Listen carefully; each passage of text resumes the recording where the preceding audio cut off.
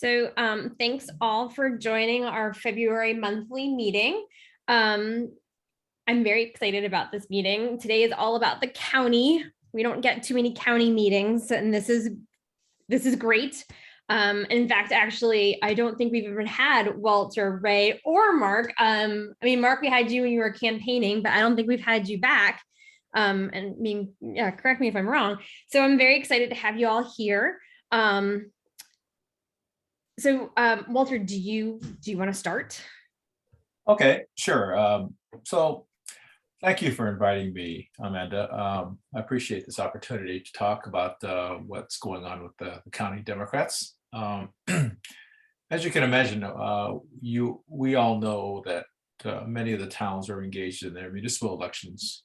Now I know that the candidates for your various offices have registered and they're in their campaign mode for the next month. And I know that it's difficult to focus on the November elections, but it's something that the rest of us are trying to do who had elections in November in the city. And one of the things that as a county Democratic Committee is we're trying to grapple with the redistricting map. And we've gotten some preliminary maps that the House Democrats have come up with. And it's basically the same version as the maps that the Republican House had come up with. So that affects Lee in a big way, and that affects Dover in a big way, and many of the towns in a big way. So what we're trying to do is figure out how many people we need to recruit, who is running, and that's a pretty tall order.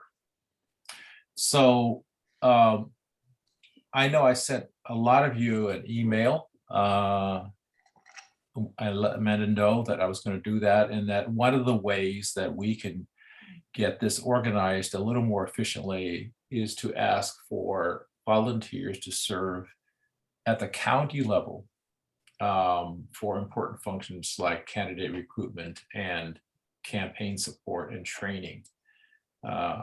We've done this pretty well in Dover, but Dover's a pretty big town. And so if you take the population of Dover and shrink it by a factor of 5 or 6 or more, I understand how difficult it would be even for Dover to do something like that. But we have the experience in learning how to recruit candidates, and we're working with the DVCC, the Democratic Victory Campaign, which is the House Democrats. We're working with a couple of other groups like 603 Forward, and to help identify good candidates to run for the House seats. And I'm thinking that if we can get a few volunteers from each town to serve on this committee, as well as maybe for fundraising and for social media, we can help all the towns work more efficiently. We'll all be working more or less using the same metrics and methods, so that'll be easier to gauge how well we're doing. And so I thought, not to overuse an old adage about a picture worth 1,000 words, but if I could share my screen with you to give you an idea of what this new map looks like. This is the new map. You are no longer, your representatives are no longer House District 5 and 25. You are now District 20 is your flotorial, which is a combination of Madbury, Lee, and Dover Ward 4, which is highly unusual. And you're now part of, and then your reps are going to be the same area, and it's Madbury, Lee, and Dover Ward 4 again. So one of the things that the DVCC has done is that they look at how well the Democrats have done in the last several general elections based on the votes at the top of the ticket. So mostly presidential or federal level seats. And you can see that this means that in this area like Dover, about 84 to 85% of the votes are Democratic. over the last several years. And it goes all the way down to when you get to towns like New Durham and Middleton, which are quite conservative. So we kind of look at this and think, all right, so this represents the total number of seats that we need to be looking to defend or try to flip. But when you look at this number, it looks like we're in pretty good shape. But with the redistricting, and yeah, you're combining areas like Barrington and Stratford together. Now these districts that were blue at the local level are not blue at all. So that's where some of the challenge lies, is to how do we prioritize across the county which districts we need to focus on and to get. And so there are other columns in here where I attempted to take the number of votes in 2020 here and for Democrats and Republicans, and I looked at the difference. And then I looked at another column of do we have enough votes to even get 960 extra, let's say 1,000 votes in this one of Milton and Barrington and Stratford. And that gives us an idea whether we can even achieve getting those votes by looking at infrequently voting Dems and maybe some persuadable independents. So that's how we're forming our strategy. But in the end, I realized that many of the towns do not have the bandwidth to address this in terms of candidate recruitment, candidate training, and candidate support. So I was proposing to have us do it at the county level, but it wouldn't make much sense to have a bunch of people from Dover running this thing. It doesn't reflect the heterogeneity of the county. And so I really would like to have volunteers from other counties. And really, when you look at the map, I mean, I decided to pull up this 2020 election results. If you look at Lee, you are as Democratic as Dover. Jeff and Amanda in Lee. Now you can disengage yourself from Barrington. You can see that you're overwhelmingly Democratic. So I feel really good that Lee can elect along with Dover for Lee. And Madbury is pretty Democratic. I know it was associated with Durham, but it's now part of this group. I don't think that they will have any problem electing or Amanda re-electing or Jeff Democratic representatives for this new district should the governor sign it. So that's basically my message, to try to alleviate some of the requirements for each town to be doing all these things on their own. We should be trying to standardize things and making things more efficient. We don't have to reinvent the wheel. A lot of the towns have tried various things, so we can learn by shared experiences and best practices. So that's my appeal. That's our challenge as Democrats in the county, what's facing us for November. And some people think November is a long way off. Well, it really isn't. We have till June to find candidates to file. That's the deadline, the second week in June. And then after that, we're going to be looking into March. So we have basically 6 more committee meetings before the general elections, and only about 3 more meetings to find candidates and get them registered to run. So it's a tall order, because what you didn't see in that spreadsheet is that many of the new positions, like in Dover and Rochester and other towns, they are citywide positions. They aren't just for wards anymore. You have to run for the entire city. So for new candidates, that could be very challenging. And I think those are the things that we're facing. So you have to finish in the top 3 or 4. So it's easy to see how a Republican can get in there to finish at the bottom of 3rd and still get a seat. So it's a very, very different ball game. So thank you for the time and opportunity. If anybody has any questions, please send them to Amanda or me, and we'll try to get your questions answered. So, thank you. Walter, can I answer? Sorry, in your spreadsheet for District 20, I didn't see Durham in there. Did something change, or is that just an omission? No, Durham is in there. I can share it again, but it's in District 10. They have 4 representatives. So what I'm saying is that our flotarial should include Durham unless something changed. Yeah, that might be an error on my part. There is a flotarial with Durham in there. I must have made an error there, but you're right. Yes, there is one, right? Yeah. Okay. And we know that, like in Dover, a lot of the incumbents aren't running. And I know that at least one representative in the Durham Madbury line is also not running. So we have a lot of incumbents that are not running. That's the other challenge. Okay, that's all I had to say. Okay, well, thank you very much, Walter. Okay. Any other questions for him before we move on? No, all right, well, thank you very much, and feel free Okay. again to pop off. Okay. Amanda? Yeah. I have a kind of question here. I'm wondering does that mean that 2 Lee people could run? One in the flotarial with Durham and the other one in the Dover Madbury one? Theoretically, yes. Yeah, in fact, you could have all 3 people run from Lee for those 3 positions. Correct. We want to avoid a primary, but there's no reason why any combination of Lee, Madbury, and Dover residents can run. Okay. So the flotarial with Durham, does that also include Madbury or not?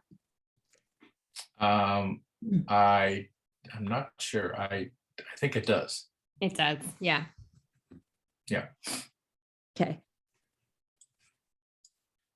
Okay, that's all. Those were my questions. Thank you, Sue. Any other questions for Walter? Yeah, I had one. At the beginning, I thought I heard you say that the Democrats put forward a map that turned out to be exactly like the Republicans. Did I hear that correctly, or was I wrong? No. The DBCC, basically the House Democrats, basically reviewed the Republican map, and even though they know it could be changed by the Senate, it didn't get changed by the committee in the Senate. They said they went ahead with it. So at the time when I first saw this map, the DBCC said, we're going with this map just to get something out there that people can start planning around. And if it gets changed in more in our favor, that's terrific. But we think that there's a reasonable probability this map will be the map. Because I think there was a case in Manchester, I don't know, on some past election where this went before the courts, and they said, well, the party in charge has the right to move these things around any which way they want. So they didn't change it. So they're thinking that it might not change from what the Republicans proposed.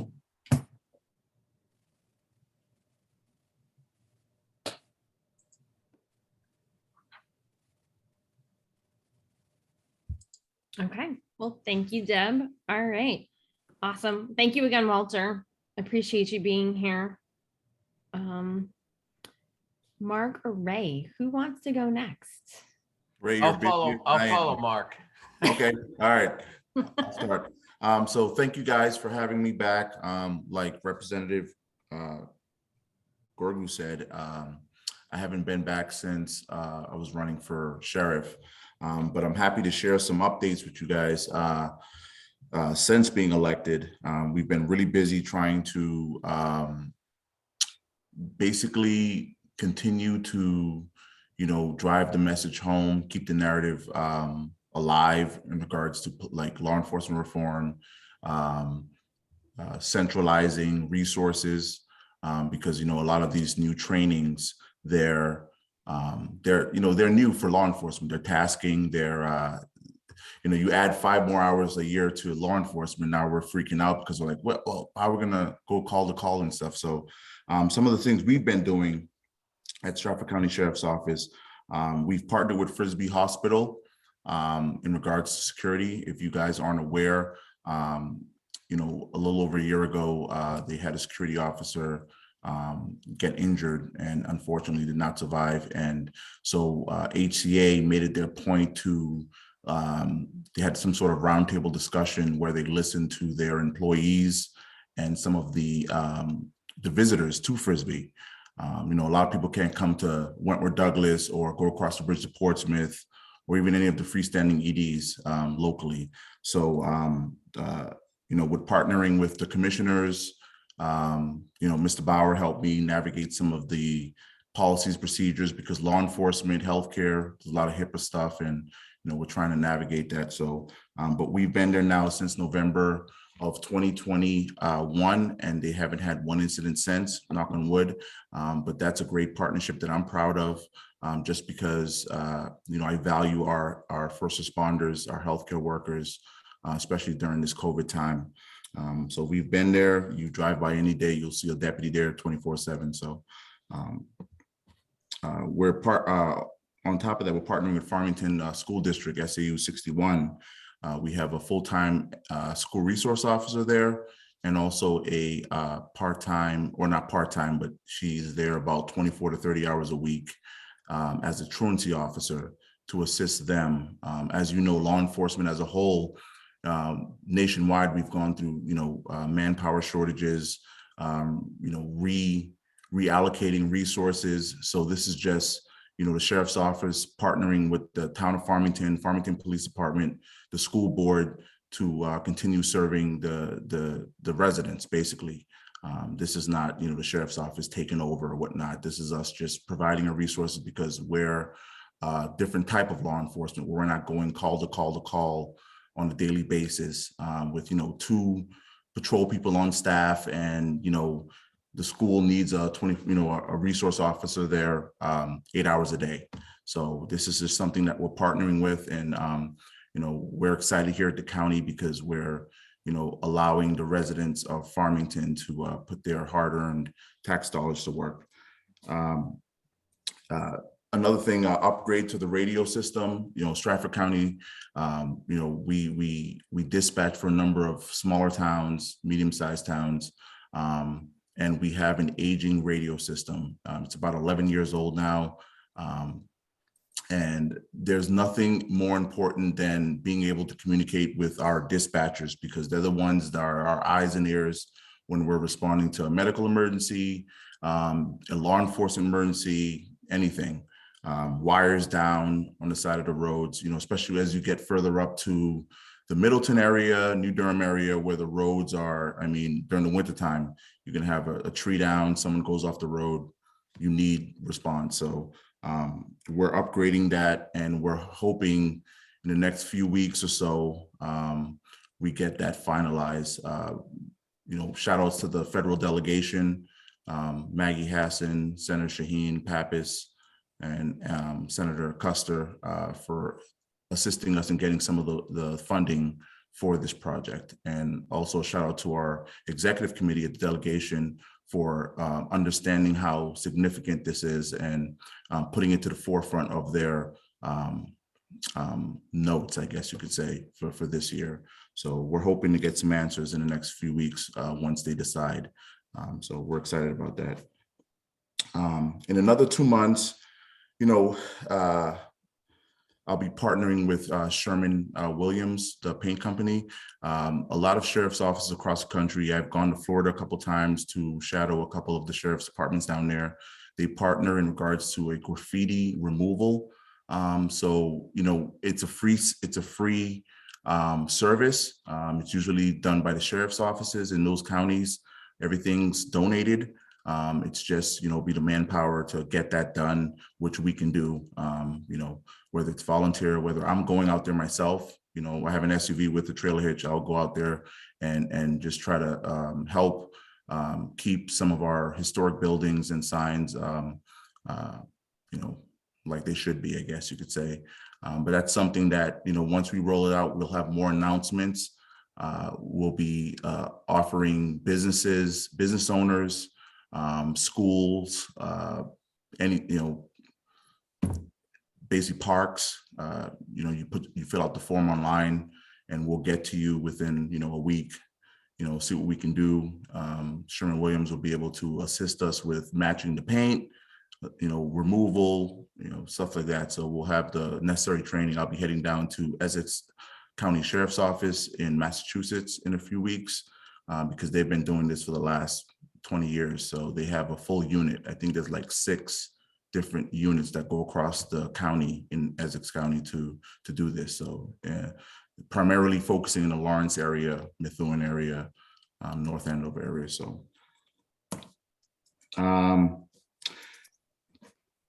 once I got elected, I initiated a countywide POP unit, problem-oriented policing unit.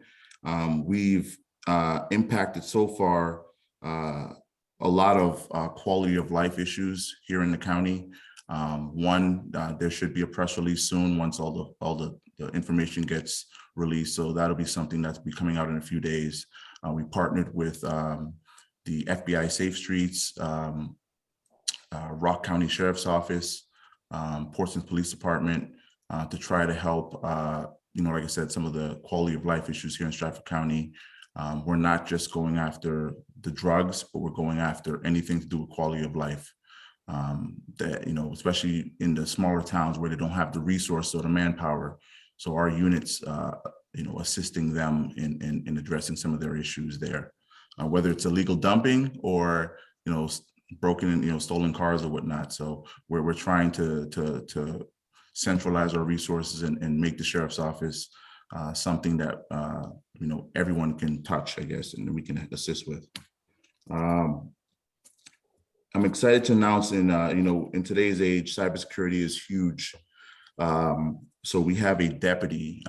He's also assigned to our Internets Against Crime, ICAC unit. He's in Louisiana right now, and he is at a Secret Service training.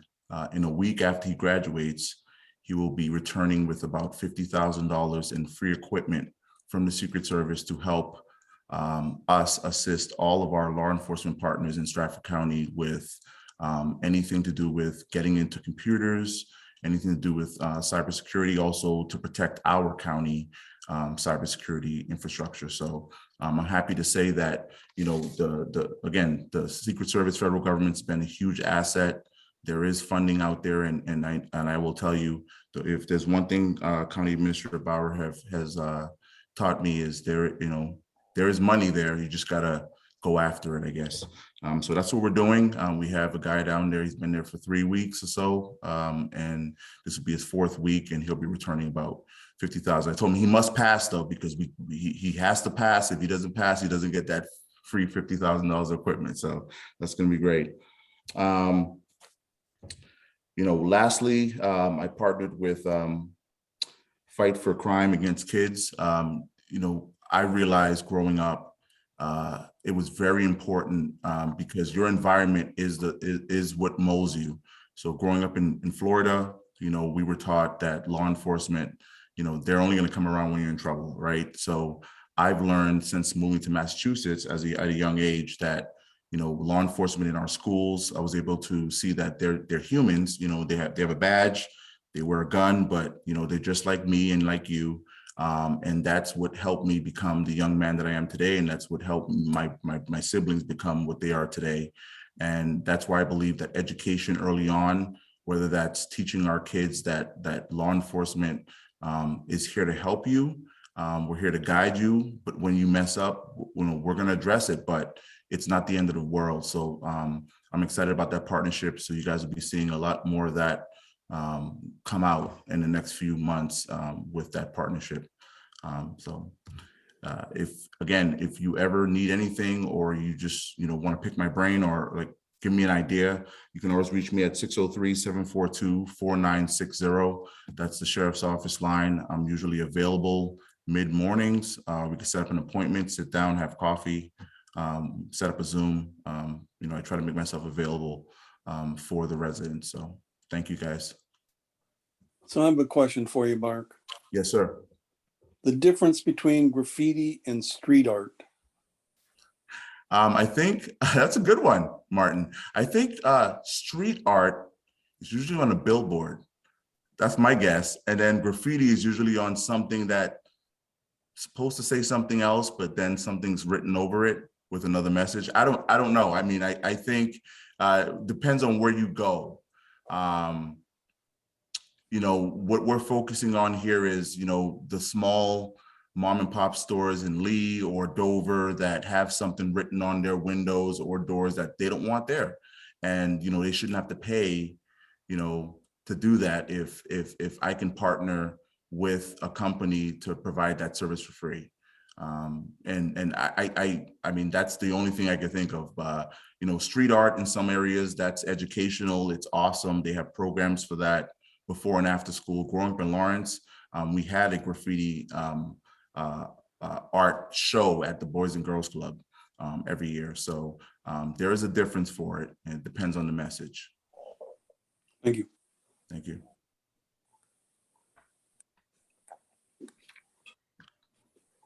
Great.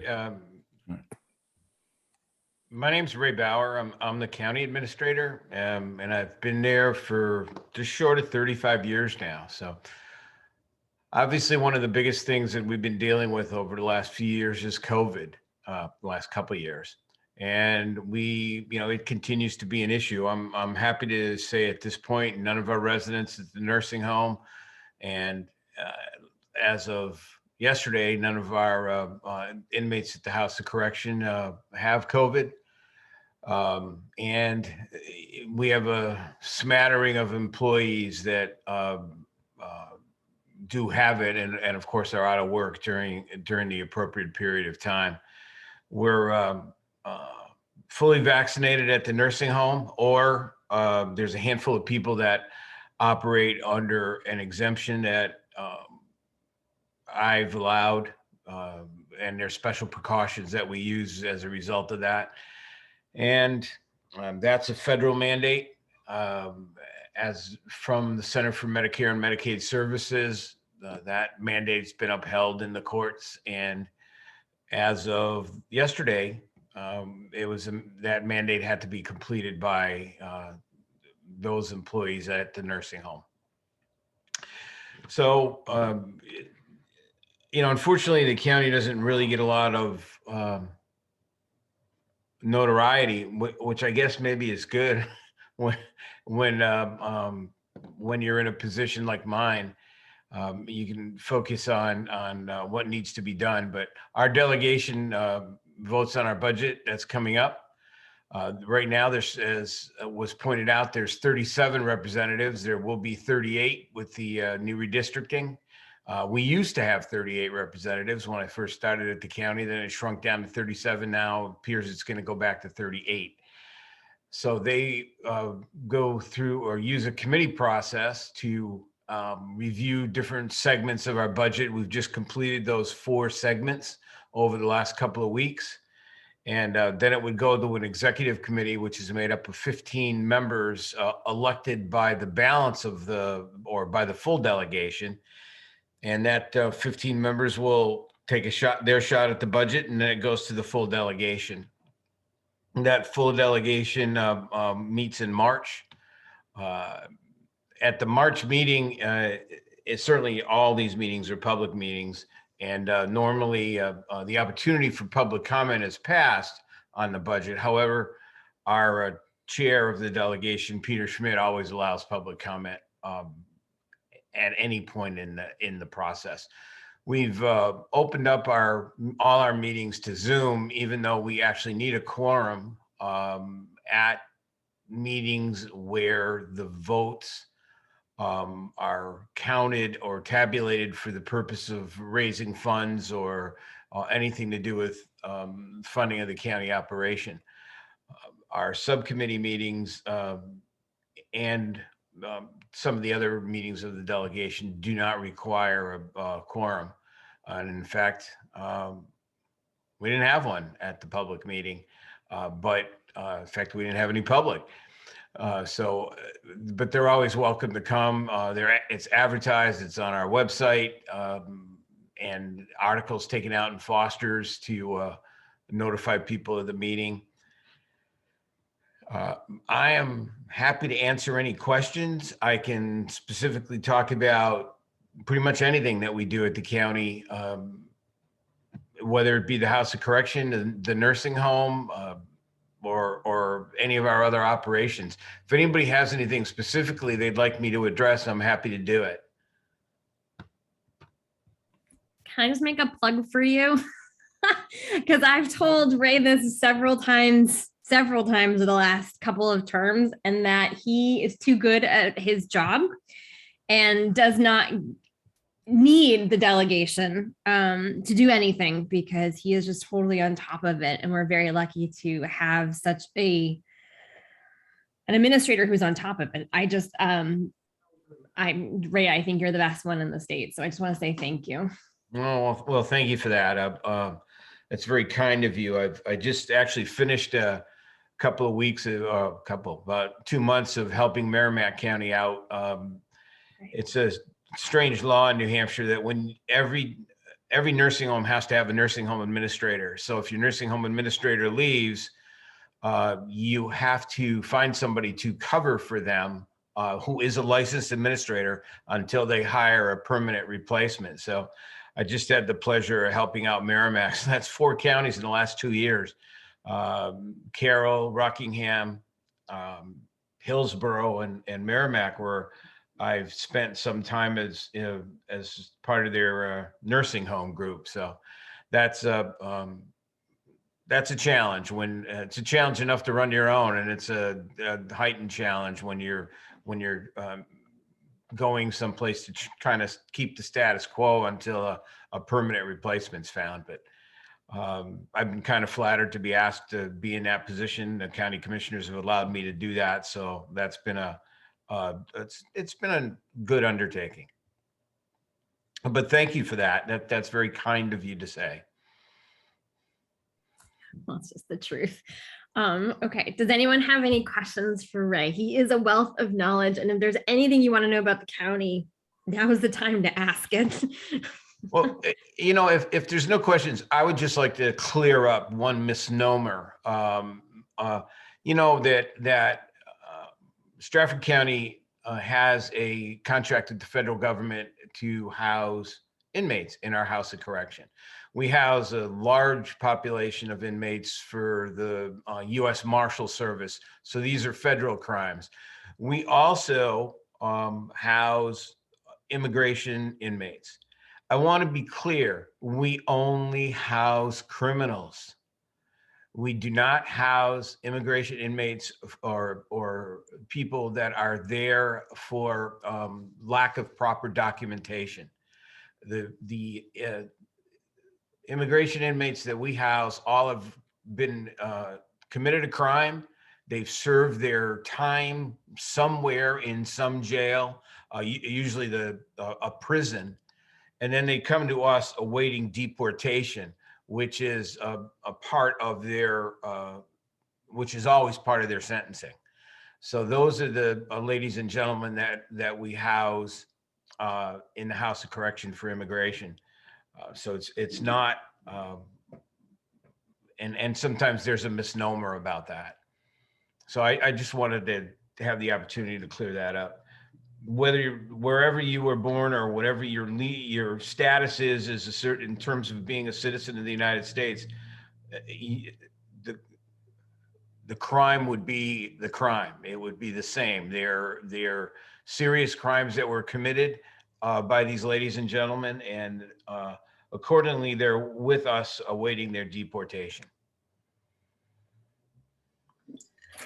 And I want to add that I take part in the Rolling Car Rally, and Commissioner Bauer has been very gracious in responding to the people who organize around it, and it is well known in the entire state, and maybe even in the country, that the Stratford facility is viewed as one of the best places you could possibly want it if you are a detainee, because people are treated very, very well.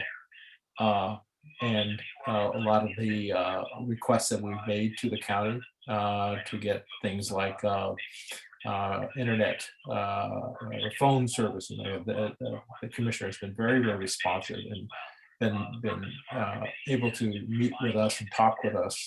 And it is, when you hear the horror stories from the detainees of other places that they had to stay in the South or in the Southwest, it's a night and day difference. So I really want to commend Commissioner Bauer about how well they have treated the detainees there. It's something that you don't want to happen, but if they have to go to one place, it's best if they come to Stratford County. You know, the other way of communication or what we do that's unique is that every inmate that comes in is issued a tablet. And that tablet is in effect their main mechanism for communication. So their calls, there can be video calls, and those calls and video messaging that occurs through the tablet is actually the video messaging is cheaper than mailing a letter. And our goal here, and that's for all inmates. It's certainly all inmates are treated the same. There's no difference, no matter whose authority you're held under. All inmates are treated the same.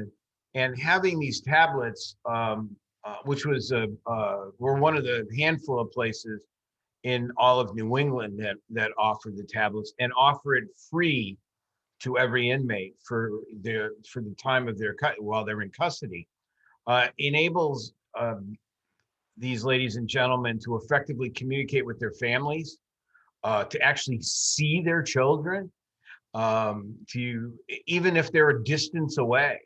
And imagine how difficult it is to be incarcerated and then simultaneously not be able to see your family because they're not able to travel, or there's a COVID restriction that makes visiting difficult. Having the tablets are one of, I wish I could claim that I did it. The truth of it is that the technology was brought to us by someone who's very dear to me, who's now my wife, who works at the House of Correction, and she brought this tablet idea, and it went through the vetting process, and it's really a tremendous asset for the inmates, as well as all the education platforms that are on that tablet.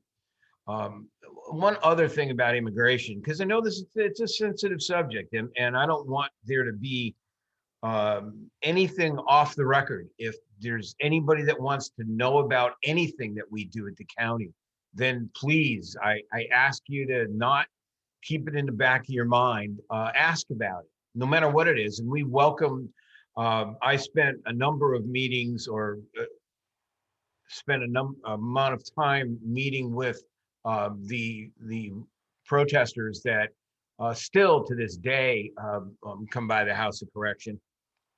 I just saw them last weekend, and but the message that they give about immigration is really a message that I hope people will entertain for all of our inmates. We over incarcerate people in the United States, and there, as an example, as of Monday, I get a report every Monday. We Stratford County monitors 503 people in the community, as opposed to having less than 100 of our own inmates in the House of Correction. So my goal was, when we started that program, to maybe have a 50-50 split, and now it's 5-1.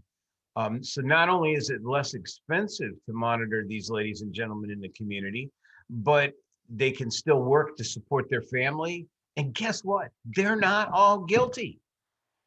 There's a percentage of these people are not guilty, and instead of being held waiting for trial in a House of Correction, they can continue to be effective members of the community for themselves and their families.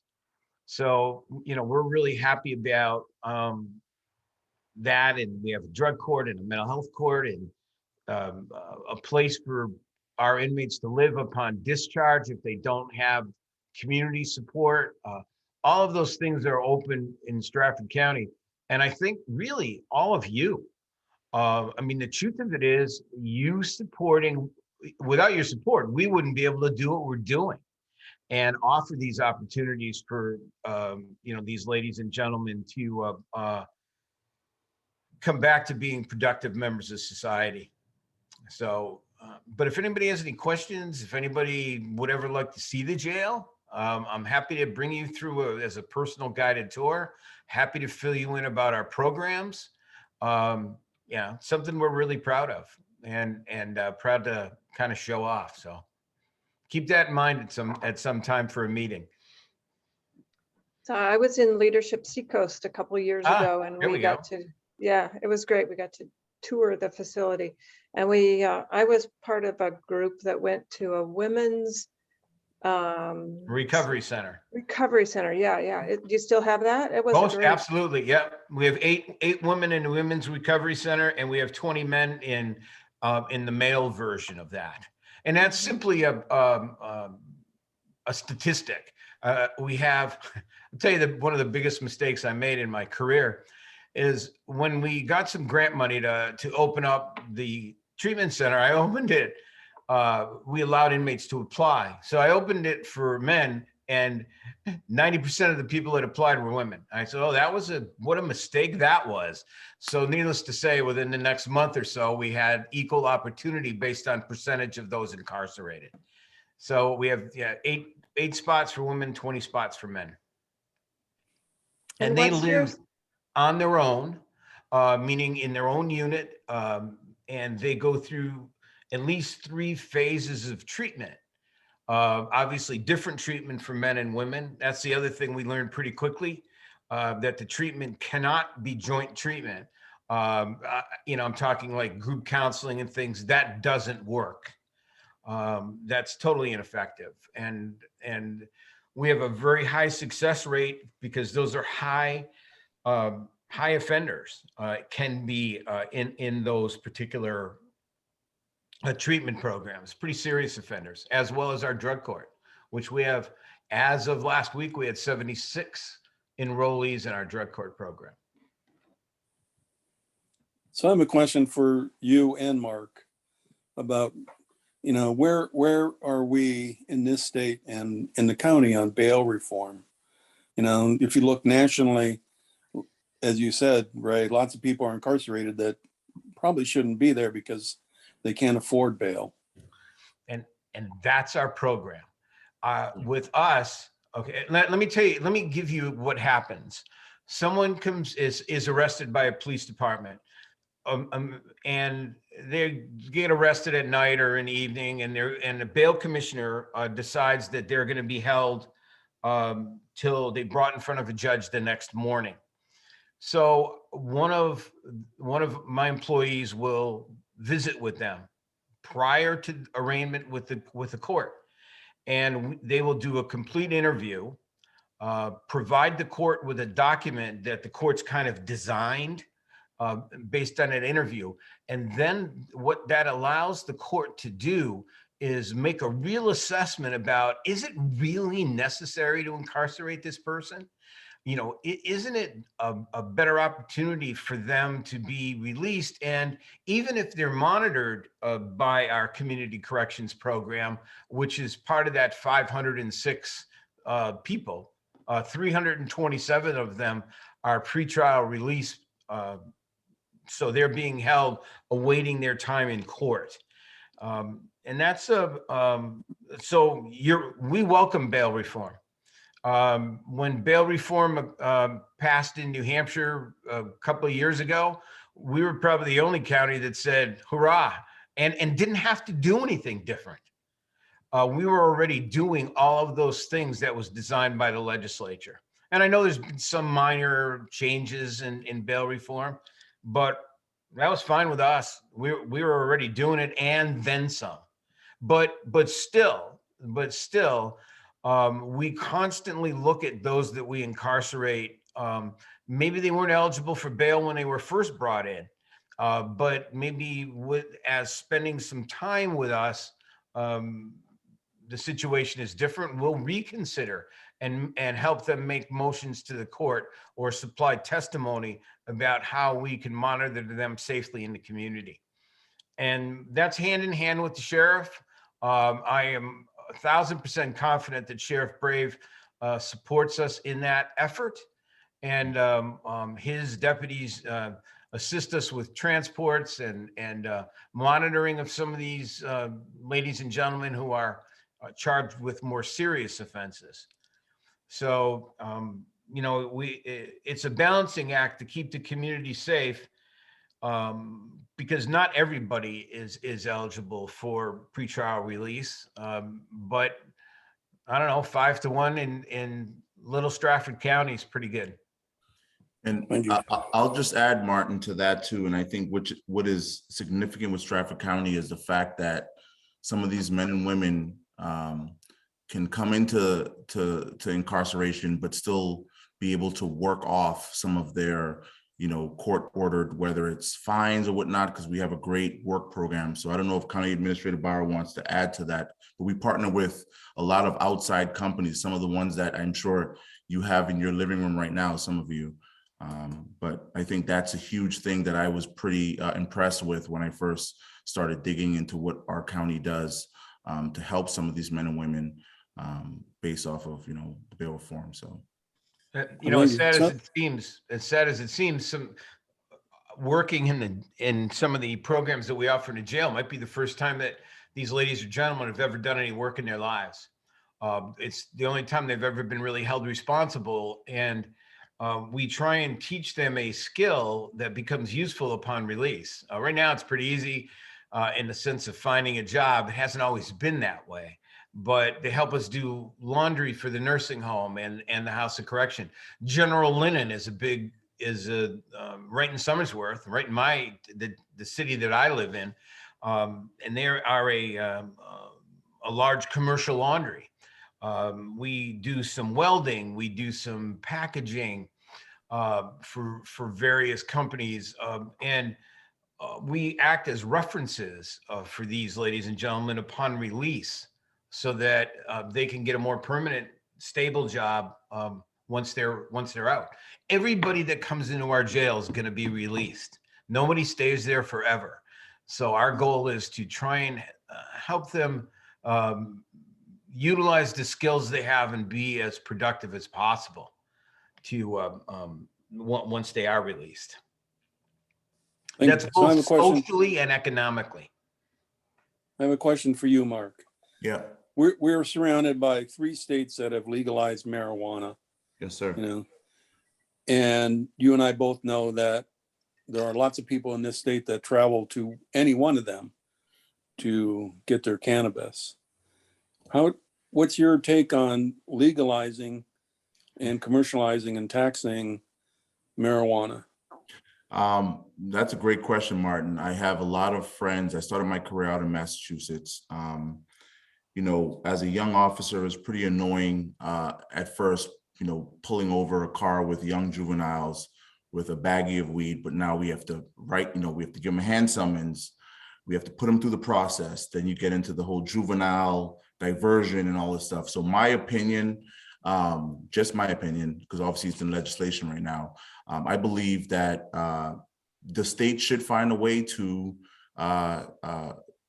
whether come to some common ground to legalize it and then tax it. I mean, Massachusetts brings in about $1 billion a year by taxing each of their dispensaries with licenses, fees. That money can go back into the state to go towards mental health, something dear to my heart.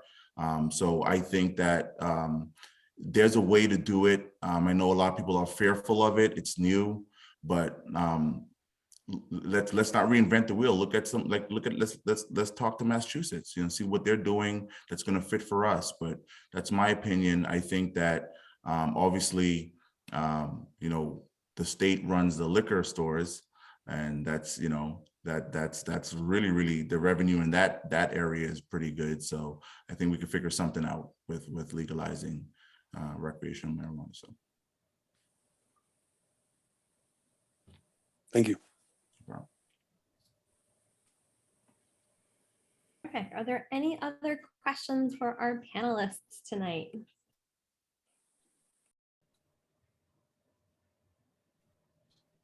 take that as a no. I want to thank you all for joining us. Again, it was a pleasure having you all. Like I said, I was excited, and I hope you all have enjoyed this meeting. If there's any questions, is it okay for the three of you if somebody reached either out to you directly or to me and I can direct them to you? Is that okay? 100% so. Absolutely. 100%. All our county emails are easy to access because it's the first letter of our first name, then our last name, and then it's at co.stratford.nh.us. You know, like CO abbreviation for county, and then so we're all. But you know, the numbers are easy to reach. You can call the commissioner's office. Mark gave you his number earlier. The county commissioners, or my direct line is 516-4100. And that's 24/7. My office phone rings through to my cell phone 24/7. So, you know, not when you need government, most of the time, it's not Monday through Friday, 9 to 5. When you need help, it's in off hours. So I've always, for my whole 35 years, I've always said, you know, I've never worked a 9 to 5 job, so there's no reason for me to start that now. If I get frequent calls, you know, off hours. So if Most of them from me, Ray. Most of them from me. if there's anything that anyone needs, please don't hesitate to call. Oh, I feel warm fuzzies. Thank you so much. And I guess with that, we'll call it an evening. Thank you all again, and have a great night. Have a good night. Thank Great, you. thanks so much. Night.